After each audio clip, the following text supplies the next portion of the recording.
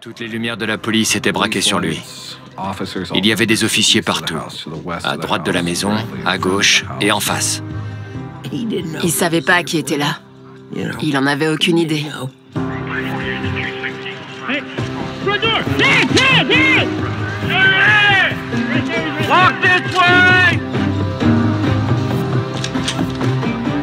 J'entendais des gens lui crier des ordres de partout, mais je ne comprenais pas ce qu'ils disaient.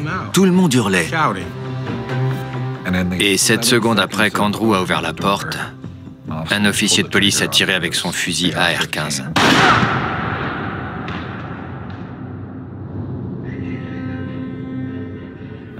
Et il a touché Andrew une fois, à environ 60 mètres de distance.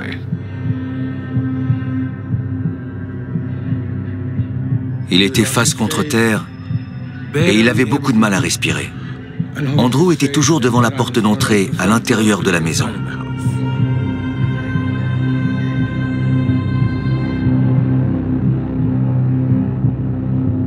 Lisa s'est approchée. Elle disait avoir entendu Andrew et elle demandait pourquoi il criait. Je lui ai répondu que j'allais voir ce qui se passait. Il était peut-être déjà en train de mourir, mais bien sûr, je ne pouvais rien dire à sa mère. J'avais peur de me prendre une balle parce que je ne savais pas qui tirait. Juste après, j'ai entendu quelqu'un crier dans un haut-parleur qu'on devait tous sortir côté Est. Ils nous ont demandé de sortir les mains en l'air. Tyler était toujours au téléphone avec l'opératrice d'appel d'urgence. Il est resté en ligne avec les secours pendant 16 minutes après le coup de feu. Hello. I'm still here. Okay? Yeah, me too. L'opératrice était en contact avec le preneur d'otages présumé, mais la police a quand même fait sortir tous les membres de la famille pour les menotter. On les a traités comme des criminels.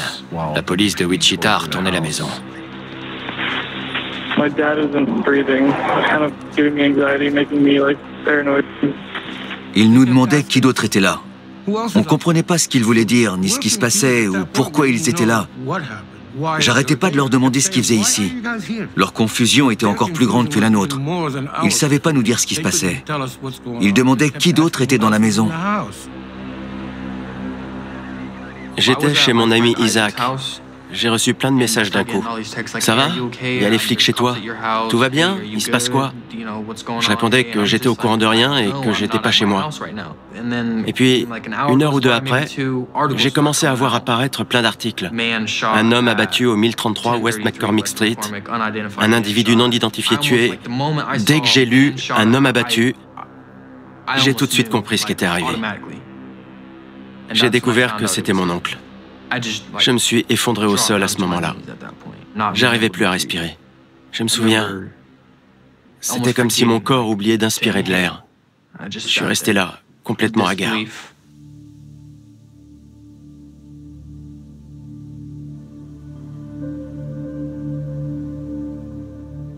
Adelina, la nièce d'Andrew, vivait sur place. Il me semble qu'elle avait 17 ans au moment de la fusillade. La police l'a forcé à passer à côté de son oncle, alors qu'il se vidait de son sang à terre et qu'il n'arrivait plus à respirer. Ils ont laissé Andrew là jusqu'à la fin de l'intervention. Ma sœur a dû enjamber son corps. On l'a menotté et on l'a forcé à le voir comme ça. Il est resté là entre 15 et 20 minutes avant que les secours ne viennent lui administrer les premiers soins. La police avait pour ordre de ne pas déplacer le corps et de l'enjamber si besoin. Les secours étaient sur place, mais on leur a interdit d'intervenir. Au lieu d'emmener Andrew à l'hôpital avec sa famille, ils ont tous été emmenés au poste pour être interrogés.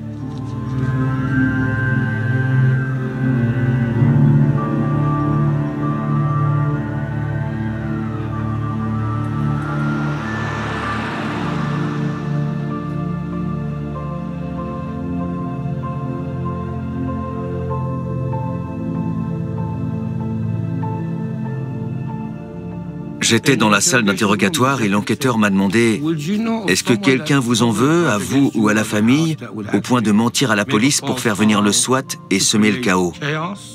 J'ai dit « Non, pourquoi ?» Je lui ai demandé comment allait Andrew. Quand je l'ai vu à terre, il avait du mal à respirer, alors je voulais savoir s'il allait mieux et si on l'avait emmené à l'hôpital. L'enquêteur m'a dit qu'il était vraiment désolé, mais qu'Andrew n'avait pas survécu.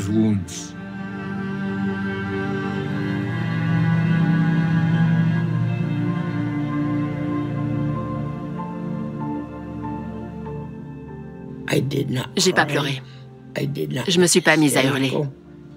J'étais déterminée.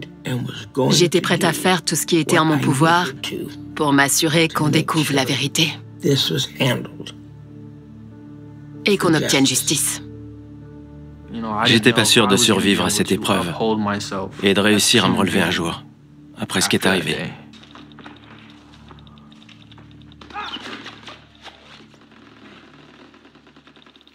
Une heure et demie après que la police a tiré sur Andrew Finch, Shane Gaskill a envoyé un message privé à Tyler sur Twitter. Il se moquait de lui parce que le SWAT s'était rendu à son ancienne maison. Pour Shane, la situation était très drôle. Il avait dupé le célèbre Tyler Barris qui avait envoyé le SWAT à une mauvaise adresse. Quand il a lu ça, Tyler s'est défendu en disant que Shane jouait au dur, mais qu'il avait donné une fausse adresse parce que c'était une mauviette. Shane Gaskill a rétorqué que Tyler avait échoué et qu'il s'était bien payé leur tête à tous. Et ensuite, ils se sont chamaillés pour savoir qui avait le droit de se vanter et qui était sorti vainqueur de cette situation. Quelques heures plus tard, le JT local de Wichita s'est mis à parler de l'homme qui avait été abattu à West McCormick Street. Et Shane Gaskill a fait le rapprochement. Shane a tout de suite contacté Tyler et Casey Viner. Il leur a demandé de supprimer tous leurs messages. C'était devenu une affaire de meurtre. On a essayé d'identifier Tyler avant le FBI. Je comprends assez bien le fonctionnement d'Internet et des réseaux sociaux, alors il m'a fallu à peu près 30 minutes pour comprendre ce qui s'était passé. Tyler s'est pas trop mal débrouillé pour cacher son identité en ligne, mais il savait pas du tout effacer ses empreintes numériques. Il passait d'un compte Twitter à l'autre, les deux principaux étant SWATistic et GordTutor36. Je lui ai envoyé un message sur ce compte-là. Je lui ai demandé s'il voulait bien me parler du swatting de la nuit dernière, parce qu'on voulait entendre sa version des faits. Tyler a répondu et il a accepté. Il nous a envoyé une capture d'écran où Shane Gaskill l'encourageait à passer à l'action. Il lui a donné l'adresse d'une maison où il avait habité avec sa famille. En gros, Tyler m'expliquait que Shane l'avait poussé à envoyer le SWAT à cette adresse.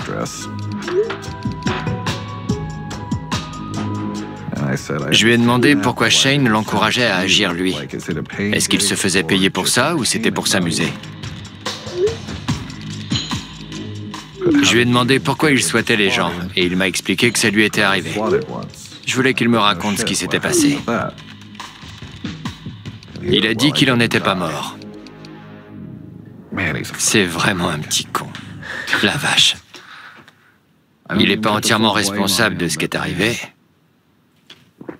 Mais c'est un sacré merdeux. Il a répondu ça. J'en suis pas mort. Et il l'a dit alors qu'il savait qu'un homme avait été tué dans un swatting. Ouais. Ouais.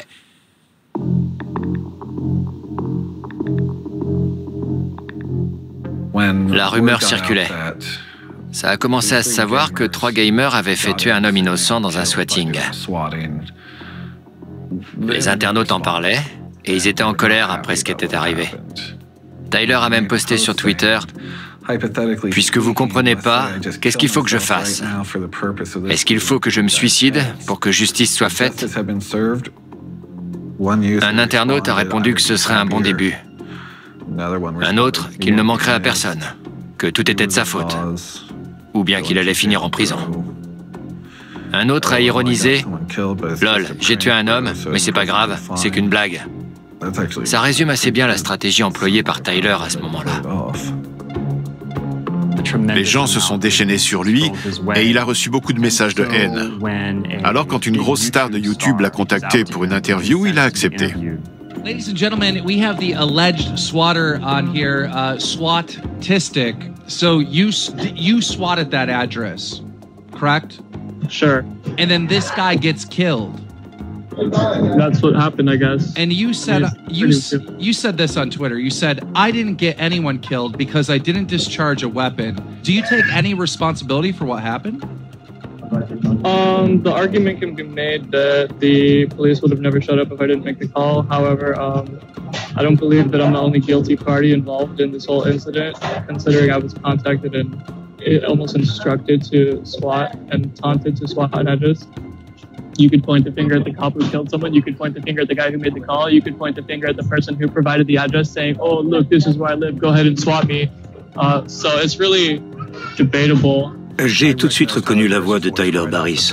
5 autres enquêteurs se sont rassemblés autour de moi pour regarder la vidéo en ligne sur mon portable professionnel.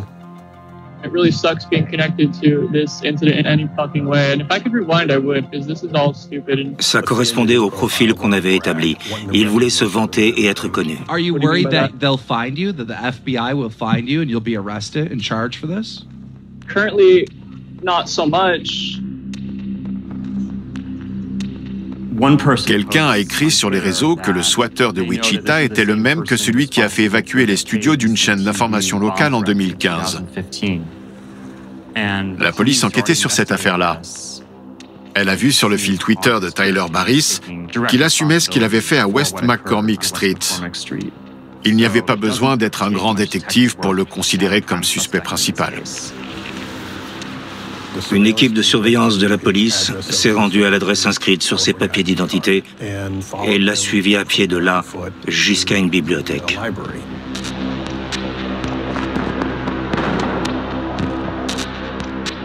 Vous vous êtes déjà dit que ça pouvait mal tourner à ce point-là? Ça m'a jamais traversé l'esprit. J'ai jamais tué personne. Alors, je sais pas ce que ça fait. Et j'avais jamais été responsable de la mort de quelqu'un non plus.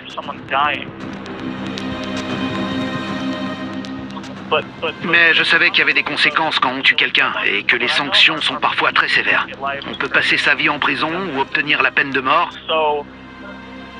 Et là, quelqu'un est mort à cause de moi. Si la police s'est rendue à cette maison-là, c'est surtout de ma faute. Alors, quand j'ai appris que quelqu'un était décédé à l'adresse où j'ai envoyé le SWAT, j'arrivais pas à réaliser. C'était un moment irréel pour moi. Qu'est-ce qui vous inquiétait le plus quand vous l'avez su? Que la police puisse remonter jusqu'à vous? Ou qu'un innocent vienne de perdre la vie? Eh ben, je sais pas. Je dirais que c'était les deux. Je me suis pas tout de suite senti coupable. Je savais pas trop quoi en penser. C'était presque comme si j'étais dans un monde virtuel. Police have arrested a 25-year-old man in Los Angeles. This is 25-year-old Tyler Barris. We've learned that the LAPD has taken him into custody, and he is facing potential charges in this case. In 2015, he was arrested because he called in bomb threats into a CNN affiliate ABC, a television station in California. He eventually served 2 years in that case, so this certainly would not be the first time that he's done some serious damage with his phone.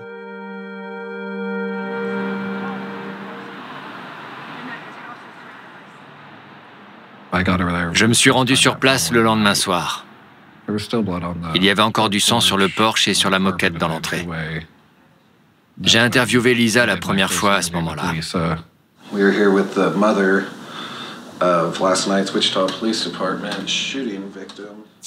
Et là, je savais pas comment lui annoncer que son fils avait été tué pour une mise d'1,50 $ sur Call of Duty Online. Que c'était ça le point de départ. Il est mort pour un pari d'1,50 $. Ça me dégoûte. Mais c'est ce qui est arrivé. Et les coupables doivent affronter cette réalité. Tout le monde doit l'accepter, parce que c'est comme ça que ça s'est passé. Et même moi, je dois vivre avec ça.